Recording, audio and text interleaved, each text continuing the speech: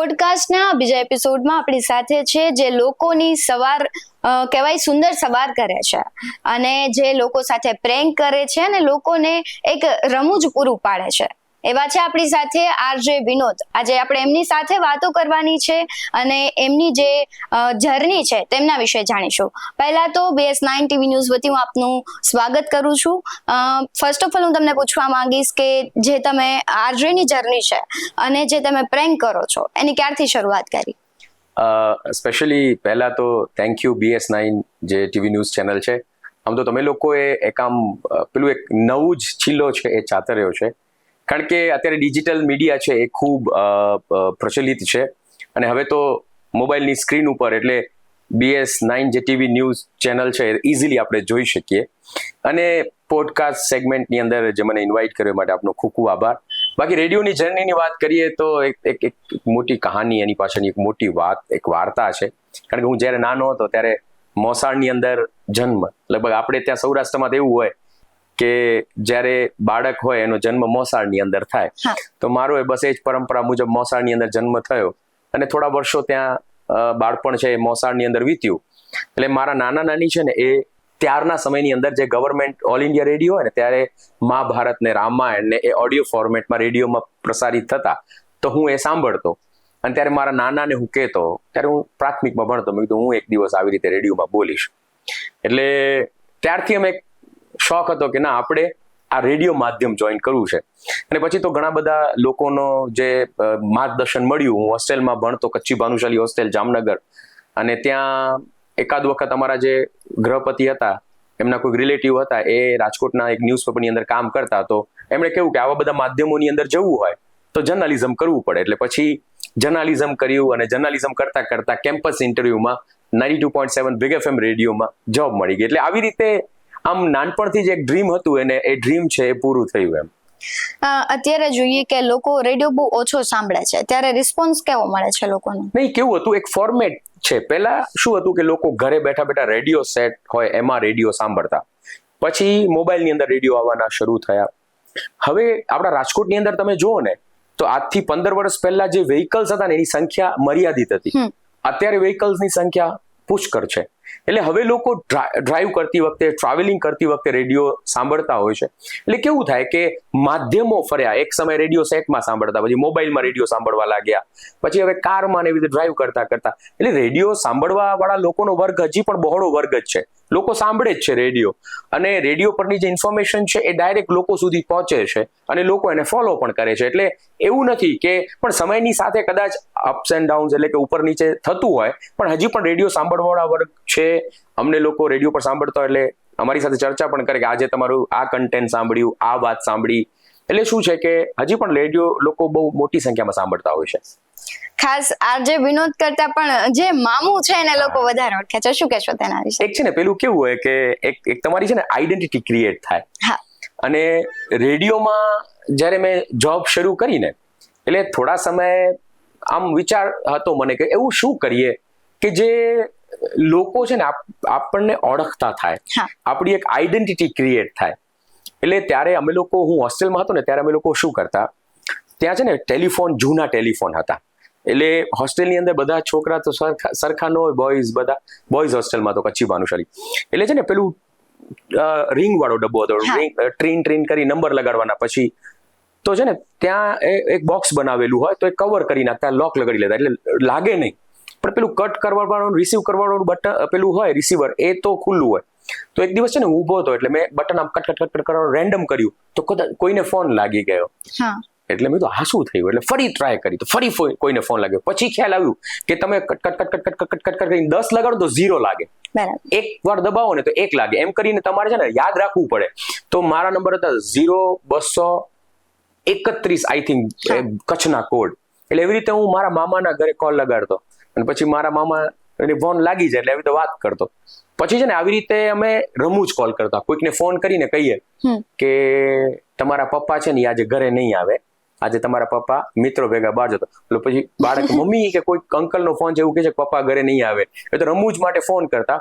અને એવી રીતે છે ને એ મને આઈડિયા જે હતો ને પછી રેડિયોમાં ઇમ્પ્લિમેન્ટ કર્યું પ્રેન્ક કરીને. અને મારા જે બોસ હતા એ સમયના, એમણે એ આઈડિયાને અપ્રૂવ કર્યું અને ત્યારથી મામું બનાવ્યો પ્રેન્ક અમે શરૂ કર્યા, ઓડિયો પ્રેન્ક, અને એ એટલા એસ્ટાબ્લિશ થયા, લોકોને એટલા ગમવા લાગ્યા કે આરજે વિનોદ કરતા લોકો મને મામુથી ઓળખવા લાગ્યા. એટલે આવી રીતે મામુની આ પ્રેન્કની શરૂઆત થઈ. અને હું ફ્રેન્કલી કહું છું કે એક છે ને તમારી આઈડેન્ટિટી હોય, તમારી ઓળખ એક અલગ ઓળખ હોય ને તો લોકો તમને યાદ રાખે.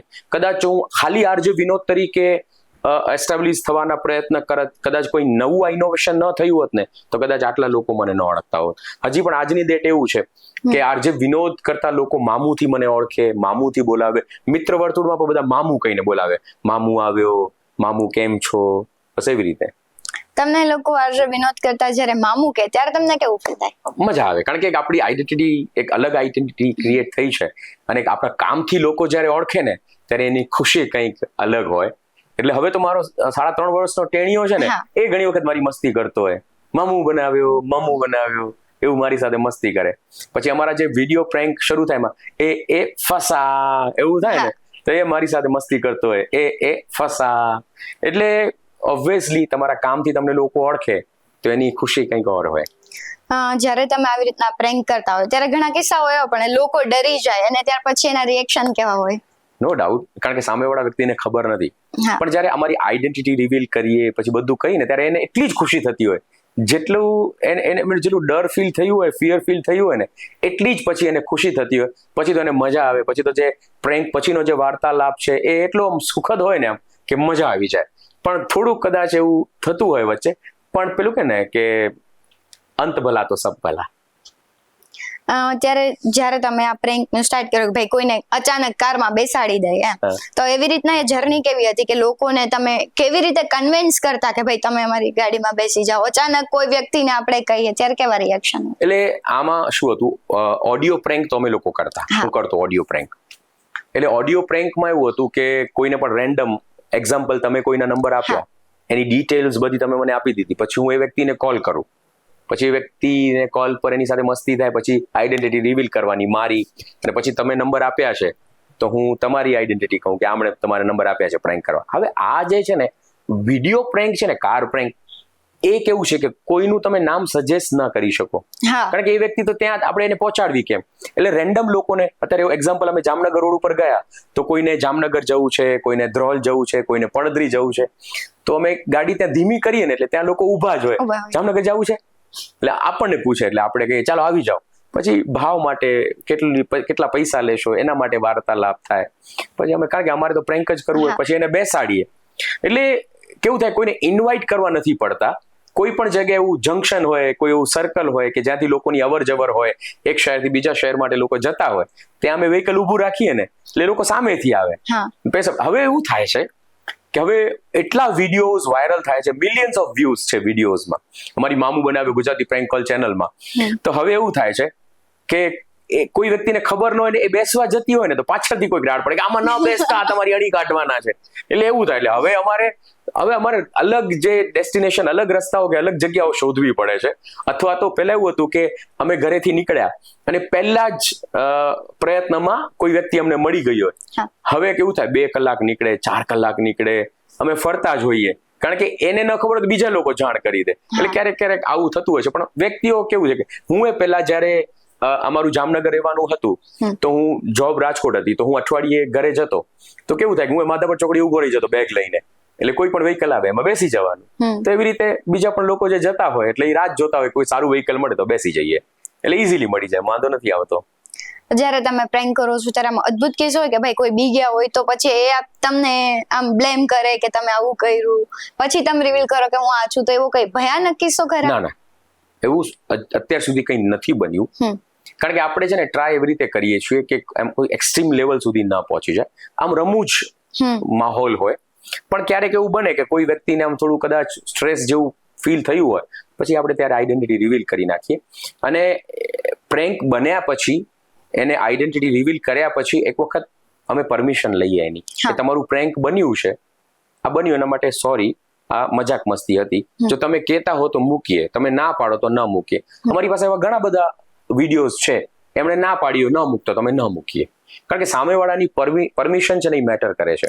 અને તમે જ્યારે પ્રેન્ક જોતા હો ને ત્યારે શરૂઆતમાં જોજો ઘણી બધી સ્લાઇડ્સ આવશે કે આમાં કોઈ જાતિ જ્ઞાતિ ધર્મ કે એને અમે એવું નથી કરતા, અને કોઈની આઈડેન્ટિટી સાથે મેચ થતું હોય તો એક સહયોગ છે, ને પેલું ટીવીમાં કેવી રીતે ઇન્સ્ટ્રક્શન્સ બધું આવતું હોય, ડિસ્ક્રિમિનેશન આવતું હોય એવું બધું. એટલે પણ બન્યા પછી અમે પરમિશન લઈએ, અને પરમિશન લીધા પછી જ અમે એને મૂકીએ. અને તમે કદાચ વિડીયો જોતા હો તો છેલ્લે ઘણી વખતે આવી જતું હોય કે તમારો વિડીયો મૂકીએ ફેસબુક ઉપર, યુટ્યુબ ઉપર, ઇન્સ્ટા ઉપર, હા પાડે તો જ અમે મૂકીએ. એટલે ઘણા વિડીયોમાં બતાવીએ, ઘણામાં ન બતાવીએ, પણ પરમિશન લીધા પછી જ અમે મૂકતા હોઈએ છીએ.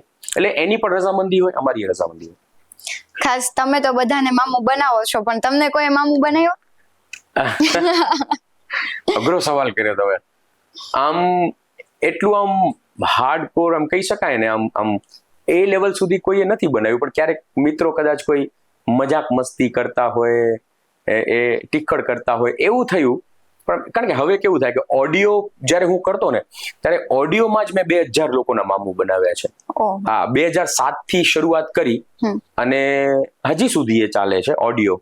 અને આ 200-250 મેં વિડીયો પ્રેન્ક કર્યા. એટલે હું મારી સાથે અર્જુન ગજ્જર હોય.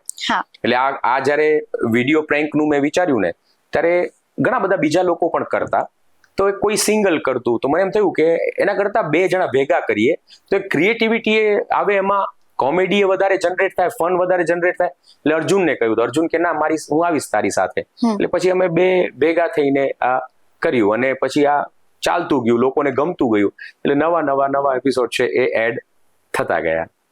લોકોને ગમે છે તમે મામું બનાવો છો, પણ ઘણી વખત એવા હોય કે ભાઈ ડરી જાય છે લોકો, પછી એને ખબર પડે કે ભાઈ આ તો પ્રેન્ક છે, ત્યારે લોકોનું જે રિએક્શન હોય એ પછી તો સાવ અલગ જ હોય. કે પહેલા એવું હોય કે ભાઈ ડરી જાય છે, પછી નોર્મલ હોય છે. તો એવી જ રીતના ઘણા તમે બનાવતા હોય, અલગ અલગ બનાવો છો ને, એમાં દરેક વખતે લોકોનું રિએક્શન કેવું હોય? અલગ હોય. જો કેવું થાય કે કોઈ હોરર પ્રેન્ક હોય તો એનું રિએક્શન ત્યારે એવું હોય, પછી ફની વાળું હોય તો એનું રિએક્શન અલગ હોય. પણ એના પેલું કેવું થાય કે લગભગ લાસ્ટ રિએક્શન છે ને એ બધાના આમ જનરલી સરખા જ હોય.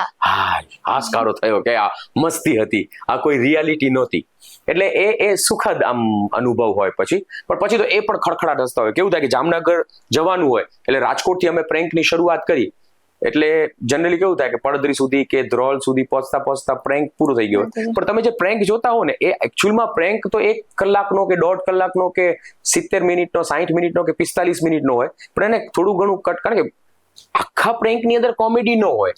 ક્યારેક નોર્મલ વાતો ચાલતી હોય, ક્યારેક ડેડ એર, એટલે કાંઈ ન હોય, કોઈ વાર્તાલાપ જ ન હોય. એટલે બધું કટકુટ થોડું થઈ અને પછી એ પ્રેન્ક છે એ 19 મિનિટ, 20 મિનિટ કે 25 મિનિટ પહોંચતું હોય. એટલે લેન્થ છે ને એ પ્રેન્કની એની કટકુટ કરી એડિટિંગ કરીને પછી થતી હોય. એટલે એ પૂરું થયા પછી કેવું થાય કે એને નિરાતનો એ શ્વાસ લેતા હોય, એને પણ આમ શાંતિ થતી હોય. પછી જામનગર સુધી પહોંચીએ પછી ઘણી બધી પર્સનલ એની વાતો થાય, લાઈફની, અમારી અમે વાતો કરીએ. બીજા પછી રસ્તામાં એ પ્રેન્ક જોતા હોય, ઓય આવું છે તમારું, આવું છે. અને ઘણી વખત એવું થાય ઓળખી જાય તો બેસવાના નથી. ઘણા લોકો એવા હોય ઓળખી જાય, અરે ભાઈ તમે તમારા પ્રેન્ક કરવાના છે, હાય હેલો કરીને ઉતરી જાય. ઘણા બધા એવા મળે કે એને ખબર હોય છતાંય બેસે, અને એ છે ને બનાવટ મીન્સ કે એ બનવાની ટ્રાય કરે. પણ અમે ઓળખી જઈએ, હું અર્જુન, કે ભાઈ તમને ખબર છે ને, સાચું કે છે કે ખબર હતી. એટલે પછી એની સાથે અમે વાતચીત કરી, હાય હેલો કરીને પછી એને જેની જગ્યા ઉપર પાછા ઉતારી દઈએ. બાકી જે વ્યક્તિનું બન્યું છે એને તો અમે જામનગર એકચ્યુઅલમાં બન્યું છે ત્યાં મૂકવા જઈએ, જેને ગિફ્ટિંગ આપીએ, ગિફ્ટિંગ હોય ગિફ્ટ આપીએ, નાસ્તો કરીએ, ચા પાણી કરીએ. પણ આમ પછી એના રિએક્શન કેવું મોજીલા રિએક્શન હોય, એને મજા આવે. પછી ઘણી વખત એવું થાય કે ફેમિલી સાથે લોકો પ્રેન્ક જોયા પછી છે ને એ લોકો ક્યાંકથી નંબર ગોતી લે, અથવા તો સોશિયલ મીડિયા ઉપર સંપર્ક, બહુ મજા આવી ગઈ, અમારા ઘરે પણ બહુ ખડખડાટ હસ્યા, બહુ મજા આવી ગઈ. છેલ્લે અમે લોકો છે ને એક મેસેજ, સોશિયલ મેસેજ આપવાની ટ્રાય કરી. એટલે એમાં છે ને એ એક મહત્વનું પાસું છે કે કદાચ આપણે છે ને એમ કદાચ કોઈને હું તમને સલાહ આપીશ ને તો તમને નહીં ગમે, પણ હું તમને હસતા હસતા મજાકમાં કંઈ કહી જઈશ ને તો તમને યાદે રહેશે, અને તમને એવું લાગશે ને કે આ સલાહ આપી છે ને તમને એમ લાગશે કે ના કંઈક સારી વાત એમણે કરી છે. એટલે અમે છેલ્લે એક સોશિયલ મેસેજ આપીએ છીએ. હમણાં લાસ્ટ એક પ્રેન્ક થયું તો એ પ્રેન્કની અંદર અમે એવો મેસેજ આપ્યો કે હેન્ડ વોશ આપણે કરીએ, કારણ કે લગભગ 70-80% બીમારીઓ છે એ હેન્ડ વોશ ન કરવાના કારણે થાય. એના પહેલા અમે ભૂતવાળું પ્રેન્ક કર્યું હતું, ગોસ્ટ પ્રેન્ક, તો એમાં અમે લોકો એવો મેસેજ આપ્યો કે અંધશ્રદ્ધામાં આપણે ન માનીએ, અને એવી કોઈ શક્તિ છે જે દુનિયા ચલાવે છે એના ઉપર વિશ્વાસ રાખીએ. એટલે આવું હોય. એટલે એ ઇન શોર્ટ કહેવાનું એ છે કે પછી બધું સુખદ હોય છે, પછી આમ આનંદથી અમે એને જગ્યા ઉપર પહોંચાડીએ અને પછી અમે પાછા રાજકોટ આવીએ. તમારી રેડિયોની જર્નીથી અત્યારે મામુ સુધીની જર્નીમાં તમારો કેવો એક્સપિરિયન્સ રહ્યો? એમ તો બહુ બધા એક્સપિરિયન્સ થાય, કારણ કે 2007 ની અંદર જર્ની શરૂ થઈ અને હજી હું રેડિયોમાં છું જ, બિગ FM 92.7 સવારે બિગ ચા શો કરું છું 7 થી 11, સાંજનો શો આવે છે બિગ જલસા, એ મારો શો સુરત, વડોદરા, રાજકોટ 3 જગ્યા ઉપર હોય, સાંજે 5 થી 8. ઘણા બધા એવા અનુભવ થયા. મને એક અનુભવ યાદ છે, અમારી ઓફિસે છે ને એક ભાઈ મારી વેઇટ કરી રહ્યા હતા બહાર, એટલે અમારા જે સિક્યોરિટી વાળા ભાઈ છે આવ્યા, મને કે વિનોદભાઈ તમારી એક ભાઈ રાહ જોવે છે. કીધું 5-10 મિનિટ બેસાડું, મારો શો પૂરો કરીને આવું. એટલે હું શો માંથી બહાર નીકળ્યો ને તો ભાઈના છે ને આમ મોઢા ઉપર આમ ટેન્શન હતું. એટલે મેં કીધું શું છે? મને કે લાઈફમાં બહુ ઉતાર ચઢાવ આવે છે, પર્સનલ લાઈફમાં પણ એમના કઈ વાઈફ મૂકી ગયા હશે, મૂકી દીધા હશે ને કે હવે મારે નથી જીવવું. કીધું આવું થોડી હોય. મેં કીધું બધાના લાઈફમાં, મેં મારી લાઈફમાં બહુ સ્ટ્રગલ મેં જોયા છે, તમારી લાઈફમાં તો દરેક વ્યક્તિના લાઈફમાં સ્ટ્રગલ હોય. કોઈની લાઈફ છે ને એ કોઈને પૂરેપૂરું સુખ ન હોય, કોઈને પૂરેપૂરું દુઃખ ન હોય. પછી એમને સમજાવ્યા, એની સાથે બેઠો, ચા પાણી પીધા. પછી મારી જે લાઈફમાં જે બહુ દુઃખના બનાવો હતો તો સ્ટ્રગલ છે ને, મેં એને કહી અડધી કલાક પછી રાજકોટના એક ડોક્ટર છે વિજય નાગેચા, એમની પાસે મોકલ્યા. એટલે પછી છે ને સરે એને સમજ્યા, એની ટ્રીટમેન્ટ કરી. પછી એવા સમાચાર મળ્યા કે હવે ભાઈ વ્યવસ્થિત છે. પછી મને કોઈ દિવસ મળવાનું નથી થયું, પણ એના 1-2 વર્ષ સુધી એ સાહેબ પાસે દવા લેતા હતા ત્યારે એની વાત થતી કે ના એ બરોબર છે, હવે લાઈફમાં ભાઈ સેટલ છે. એટલે ક્યારેક એમ થાય કે કોઈના માટે આપણે કંઈ સારું કર્યું છે તો એ આમ જીવનમાં આવા બનાવ બને. એક એવો બનાવ બન્યો હતો, એક મોટી ઉંમરના દાદા હશે, એનું છે ને આધાર કાર્ડ નહોતું બનતું, એને ગવર્મેન્ટના બહુ ધક્કા ખાધા, નહોતું બનતું, કંઈક એના ડોક્યુમેન્ટ પૂરા નહોતા, અને છે ને એને કંઈક શ્વાસની તકલીફ હતી. એટલે એને છે ને બિચારા મને ફોન કરતા કે મને દવા, એટલે હું જોતો, મેં કીધું કઈ જગ્યાએ કોઈ દવા એની થાય. પછી એક દિવસ છે ને મને બોગરા સાહેબ છે, એમની જસદણ પાસે એમની હોસ્પિટલ છે, તો એમનો એકાદ વખત એમની સાથે વાત થઈ. તેમણે મને કીધું કે કોઈ પણ એવી વ્યક્તિ હોય ને, સાવ એની પાસે પૈસા કે ન હોય તો અમારે ત્યાં મોકલજો, ફ્રીમાં અમે એમની સારવાર કરી આપીશું. પછી મેં ભાઈને કોલ કર્યો ને, દાદાને તો કોલ જ ન લાગે. પછી મને સમાચાર મળ્યા કે દાદા ગુજરી ગયા. તો એ થોડો અફસોસ રહી ગયો જીવનમાં કે હોય આપણે ક્યાંક ચૂકી ગયા તક, કે કદાચ સંપર્ક થોડો મોડો થયો, અથવા તો એ દાદાનું જીવન જ કદાચ એટલું હશે. એટલે એ આવા ઘણા અનુભવ જીવનની અંદર થાય છે. એટલે હજી મને યાદ આવે ને તો એમ થાય કે ક્યાં આવું ચૂક રહી ગઈ હશે, અથવા તો ક્યાં આવું. એટલે એક પ્રકારનો અફસોસ રહી જાય. પણ આપણને, કારણ કે ફોન ઉપર વાત કરતા ને એટલે ત્યારે એવું નહોતું લાગતું, પણ કદાચ એક ઉંમર હોય, એટલે મારા ખ્યાલથી 75-80 વર્ષના હશે, એટલે કદાચ પછી એનો સંપર્ક, કદાચ એવું બને કે ફોન નંબર એમના બદલી ગયા હોય, બંધ થઈ ગયા હોય, અથવા હયાત છે કે નથી એ મને નથી ખબર. એ એક્સપિરિયન્સ તો ખરા જ, પણ તેની સાથે સાથે તમે સોશિયલ વર્ક કરતા હોય તો કયા પ્રકારના સોશિયલ વર્ક કરો છો જે લોકો માટે તમે કરતા હોય? તો ઘણા બધા એવા વર્ક કરતા હોઈએ છીએ, પણ મને એવું લાગે છે કે કોઈના માટે તમે સારું કામ કરો ને એ જતાવા કરતા છે ને કરી નાખો એમ. એટલે એવી ઘણી બધી એક્ટિવિટીઝ અમે કરતા હોઈએ છીએ. હું નથી કહેવા માંગતો, પણ એક ઉદાહરણ આપું. હમણાં જ મને થોડા સમય પહેલા એક ફોન આવ્યો અમારી કચ્છી ભાનુશાલી હોસ્ટેલના એક ટ્રસ્ટી, કે એક છોકરો છે, એની પરિસ્થિતિ સારી નથી, પણ એ ભણવા માટે એને મોબાઈલની જરૂર છે. તો મારી પાસે એક મોબાઈલ પડ્યો હતો, તો એમાં થોડું ખરાબી હશે, તો મારા એક મિત્ર છે રિપેરિંગ કરે છે, તો મેં એને મોકલી, આમાં થોડું કરી દે તો હું મોકલી દઉં. તો એમાં થોડી વાર લાગશે, પણ મારી પાસે એક મસ્ત મોબાઈલ પડ્યો છે, હું આપી દઉં છું. એટલે એ ભાઈએ મોબાઈલ મોકલ્યો, અમે ત્યાં મોકલી દીધું. એટલે અત્યારે સ્ટડી માટે એને કામ આવે છે. અથવા તો કદાચ કોઈની ફીસ ભરવાની હોય તો મને ત્યાંથી ફોન આવે, એટલે એક અમાઉન્ટ કે આટલા ભરવાના છે તો આપણે આપી દઈએ. અથવા તો બીજી નાની મોટી લોકોની હેલ્પ કરતા હોઈએ છીએ. પણ ક્યારેક એવો મોકો મળતો હોય છે તો એ ઓપોર્ચ્યુનિટી છે ગ્રેબ કરી લેતા હોઈએ છીએ. અને હું કરતો, મારા ગ્રુપમાંથી ઘણા બધા લોકો છે એ કરતા હોય છે. અને ભગવાનને એક વિનંતી એ છે કે એવા કેપેબલ બનાવે ભગવાન કે આપણે કોઈની મદદ કરી શકીએ. કારણ કે હું અહીંયા પહોંચ્યો છું ને, એમાં ઘણા બધા લોકોની ખૂબ હેલ્પ છે. હોસ્ટેલની અંદર હું ભણતો, તમારી હોસ્ટેલની અંદર ફીઝ એ લોકો લેતા નહીં. કચ્છી ભાનુશાલી સમાજની હોસ્ટેલ હતી, અમારી ફીઝ એ ભરે, બુક્સ આપે. પછી હું રાજકોટથી જામનગર ને જામનગરથી રાજકોટ, એટલે ભણવાનું અપડાઉન થતું, તો મારા એસટીના પાસ ના આપતા. પછી એક અમારા ટ્રસ્ટી છે વસંતભાઈ ભદ્રા, ગીતા એન્જિનિયરિંગ જામનગરની અંદર, કે જેણે પેલા આપણે સ્પેસ શટલ ને બધા જાય, અથવા તો અવકાશયાન માટે એકાદ બે પાર્ટ્સ બનાવ્યા હતા. એમણે મારી 2500 રૂપિયા મારી કોમ્પ્યુટરની ફી ભરી. ત્યારથી મારું જીવન છે એ અપ થવાનું શરૂ થયું. બાકી જીવનની અંદર એવું બન્યું છે કે મેં શાક બકાલું વેચ્યું છે, હું ફ્રૂટ વેચતો, પછી મેં ચાની ટપરીમાં કામ કર્યું છે. પછી મેં કચ્છમાં છે ને, હું વેકેશનમાં નાના ને ત્યાં જતો ને, તો તેલના ડબ્બામાંથી એક ડબ્બો બનાવ્યો, તેમાં થર્મોકોલ મૂકેલું, એનો કુલ્ફી વેચવા જતો ગામડે, 25 પૈસાની કુલ્ફી આવતી દૂધવાળી, તે કુલ્ફી વેચવા જતો ને. એટલે બહુ સ્ટ્રગલ કરી. પછી કરિયાણાની દુકાનમાં 8 વર્ષનો હતો ત્યારે હું કરિયાણાની દુકાનમાં કામ કરતો, અને આખા મહિનાના 250 રૂપિયા મળતા.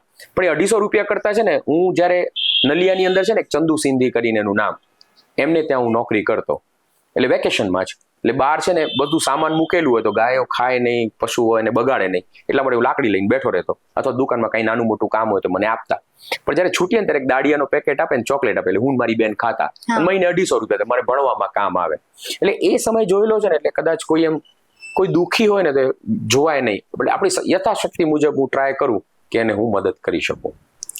જ્યારે સ્ટાર્ટિંગમાં તમે આરજેની જર્ની શરૂ કરી મામુની, પણ ત્યારે ઘરનાનો સપોર્ટ રહેતો, અથવા એમ કે આવું થોડું કરાય, ડિમોટિવેશન, એ એવું કહેતા હોય કે સમાજના લોકો તને કઈ દ્રષ્ટિથી જોશે, તું આવું કરીશ તો લોકો શું કહે છે, એવું નહીં. કારણ કે આ છે ને રેડિયો છે ને એ પહેલેથી જ એક મોભાદાર જોબ છે. પ્લસ એને મારા મમ્મી પપ્પા ભણેલા નહીં, એટલે એને મને કોઈ દિવસ પૂછ્યું જ નથી, બેટા તું શું કરે છે કે શું કરો.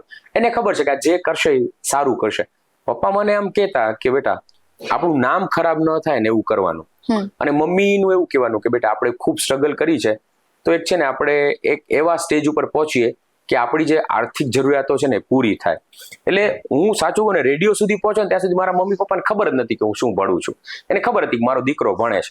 12મા પછી કોઈ પૂછે ને તમારો દીકરો કેટલામું ભણે છે, કે 13મું ભણે છે, 14મું ભણે છે. હું કોલેજ ગ્રેજ્યુએશન કરતો કે 15મું ભણે છે. પછી મેં જર્નાલિઝમ કર્યું, તો હું મમ્મી પપ્પાને કહું કે પત્રકારત્વનો કોર્સ કરું છું. એટલે આવી રીતે ખબર હોય, પણ એ શું કરે છે એ ખબર નથી. પણ મારું ડ્રીમ હતું કે મારે રેડિયો, ટીવી કે ન્યૂઝપેપરની અંદર કામ કરવું છે. પણ મારી પહેલી પસંદગી તો રેડિયો હતી. એટલે આમ નોર્મલી ઘરે ખબર હતી મારા મમ્મીને, મારા બેનને. મારી બેને મારા માટે બહુ સ્ટ્રગલ કર્યું છે, કારણ કે અમે લોકો કચ્છથી અહીંયા જામનગર આવ્યા ત્યારે હું તો હોસ્ટેલમાં ઓલરેડી જ હતો. તો જામનગરની અંદર છે ને બ્રાસપાટનું કામ થાય, તો મમ્મી ઘરે લઈ આવે, મારા બેનને બધું મમ્મી કરતા. એમાં એવું પપ્પાનો છે ને પહેલા દાદાનો બહુ મોટો બિઝનેસ હતો બારદાનનો, બધું ચોપટ થઈ ગયું દાદાના ગુજર્યા પછી. એટલે પરિસ્થિતિ ખૂબ ખરાબ થઈ ગઈ. એટલે મમ્મી ને બેનના કારણે કામ ચાલે, પપ્પા ક્યારેક કરે ક્યારેક ન કરે, ડ્રાઇવિંગ કરે. એટલે હું ભણતો ને એટલે મારી બેને પોતાનું ભણવાનું મૂકી દીધું કે બે ભણીશું ને તો નાની હતી મારા કરતા, કે એ ખર્ચો ઉપાડી નહીં શકાય. એટલે એ કામ કરે એમાંથી વધે ને પૈસા એ થોડા ઘણા મને આપે, એટલે હું મારા ખર્ચા. પછી તો હું હોસ્ટેલમાં લગભગ મારું 10મું પૂરું થયું ને પછી 11માંથી તો મેં પણ આમ રેગ્યુલર કામ કરવાના શરૂ કરી દીધા. હોસ્ટેલમાંથી મનાઈ હતી, પણ છતાં હું સંતાઈને કામ કરવા જતો સાયબર કાફેની અંદર. એટલે મહિને 1500 રૂપિયા હતો પગાર, એટલે 500-700 મારા માટે રાખું, પછી બેન માટે રાખું. અને જર્નાલિઝમ કર્યા પછી મને જોબ મળી ત્યારે શરૂઆતમાં 8,000 પગાર હતો. એમાં 3-4 હજાર રૂપિયા અહીંયા મારું ખર્ચો નીકળે. અહીંયા મારા દૂરના એક મામા નવીનભાઈ ભાનુશાલી, એમનો એક રૂમ ખાલી હતો, ત્યાં અમે રહેતા. પછી ડોક્ટર અમલાણી સાહેબ, જીતેન્દ્ર અમલાણી, એમનો એક રૂમ ખાલી હતો, ત્યાં અમે રહેતા. એના પૈસા દેવાના ન હોય, લાઇટ બિલ ભરવાનું હોય, બાકી જમવાના ને ખર્ચો થાય.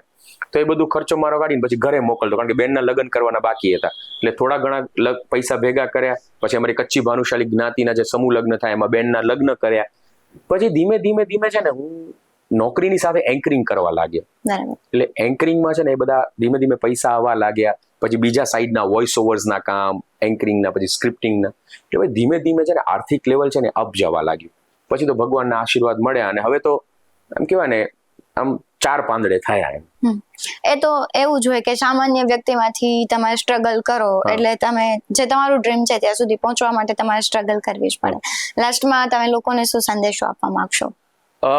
ડેફિનેટલી સંદેશો તો હું લોકોને આપીશ કે આમ તો કદાચ નાના મોટી વાત કહી શકાય, પણ જે પણ તમારે કરવું છે ને એની પાછળ તમે પડ્યા રહો, થાકો નહીં. ઘણી વખત એવું થાય કે 10 કિલોમીટર જવું છે પણ 8 કિલોમીટર પહોંચ્યા પછી થાકી જઈએ, તો પછીના તો 2 જ કિલોમીટર ચાલવાના છે. એટલે એ કેવું છે કે તમારું જે ડ્રીમ છે ને એ અચીવ કરવા માટે ભાગતા રહો, દોડતા રહો. હર્ડલ્સ આવશે, એ હર્ડલ્સને તમે કૂદતા જાઓ, અને જો તમે સાચા હશો ને તો 100% તમને લોકોનો સાથ અને સપોર્ટ, એટલે તમને સારા લોકો મળશે. જેવી રીતે મારી લાઈફમાં પણ એવા બધા હેલ્પફુલ લોકો મળ્યા ને કે હું કદાચ નવરો બેઠો ને વિચારું તો એમ થાય યાર લોકોએ આપણને, આપણા મિત્રોએ, અનનોન લોકોએ આપણને જે મદદ કરીને અહીંયા પહોંચાડ્યા છે. એટલે તમે સાચા હશો, તમારી જે નિયત છે સાચી હશે ને તો કુદરત તમને સપોર્ટ કરશે જ આગળ લઈ જવા માટે. એક એવી શક્તિ છે કે જે તમને તમારું જે ડ્રીમ છે પૂરું કરવા માટે તમને હેલ્પ કરશે. એટલે હું તો કહું ને કે કુદરતી એવી શક્તિએ મને અહીંયા પહોંચાડ્યો છે. મારા મિત્રો અનનોન વ્યક્તિઓનો સપોર્ટ છે એના કારણે હું પહોંચ્યો છું. બાકી તો અત્યારે સોશિયલ મીડિયાનો જમાનો છે, સારું કરો તો લોકો વખાણે પણ છે અને ખરાબ કરો તો લોકો વખોડે પણ છે. તો અત્યારે ફેમસ થવું પણ ઈઝી છે અને જીવન બરબાદ કરવું એ પણ ઈઝી છે. તો બસ સારું કરતા રહો, ભગવાનનો સાથ અને તમારા સારા લોકો છે એનો સાથ મળતો રહેશે. કે બસ આજ હું કહેવા માંગીશ, થાકો નહીં, દોડ્યા રાખો ને નવું શીખતા રહો, કારણ કે જે નવું શીખે છે એને સફળતા મળે છે. અમિતાભ બચ્ચન તમે જોઈ લો, આજે એમની એટલી એજ છે છતાં એ આજે કામ કરે છે, સફળ છે. કદાચ એ મૂકી દીધું હોત તો લોકો એને ભૂલી જ ગયા હોત. મેં ઘણા બધા લોકો એવા જોયા છે કે જે લોકો એમને રિસ્પેક્ટ આપતા હોય, એમનું નામ હોય, પણ એ પોતાનું કામ પૂરું બંધ કર્યા પછી અથવા તો એ ફિલ્ડમાંથી ગયા પછી લોકો ભૂલી જતા વારે નહીં લાગે. એટલે મારું એક જ કહેવાનું છે કે પોલાઇટ રહો, ડાઉન ટુ અર્થ રહો. હું ઘણી વખત છે ને સિમ્પલ લાઈફ જીવું છું. હું મારી એકદમ સિમ્પલ લાઈફ છે, ઘરેથી ઓફિસ અને ઓફિસથી ઘરે, કામથી ઘરે, એવી રીતે. એટલે કેવું છે કે આમ ધૂળમાં રહેવાનું છે, ધૂળમાં ભળી જવાનું છે, એક મારું મંત્ર છે. એટલે એવો કોઈ ઈગો છે નહીં, ભગવાન ઈગો આવવા ન દે. એટલે એક સિમ્પલ લાઈફ જીવું છું અને સિમ્પલ લાઈફ જીવતો રહીશ. અને બધાને એ જ કહેવા માંગીશ કે સિમ્પલ લાઈફ જીવો. અને બધું છે ને આ એક કેવું છે કે એક છે ને ક્ષણિક આનંદ છે, એકલતા જ છે પછી તો. એટલે એને ફીલ કરી અને તમે જે કામ છે એ કરતા રહો. એમ જેમ તમારા બધાના મામું અને આરજે વિનોદે વાત કરી એવી રીતના કે દરેક વ્યક્તિના લાઈફમાં સ્ટ્રગલ હોય ને એ પછી સફળતા સુધી સ્ટ્રગલ જ તમને પહોંચાડે છે. તેવી જ રીતે આપણે ફરી એક નવા આર્ટિસ્ટ સાથે વાત કરીશું આના પછીના એપિસોડમાં. ત્યાં સુધી તમે જોતા રહો BS9 TV ન્યૂઝ. નમસ્કાર.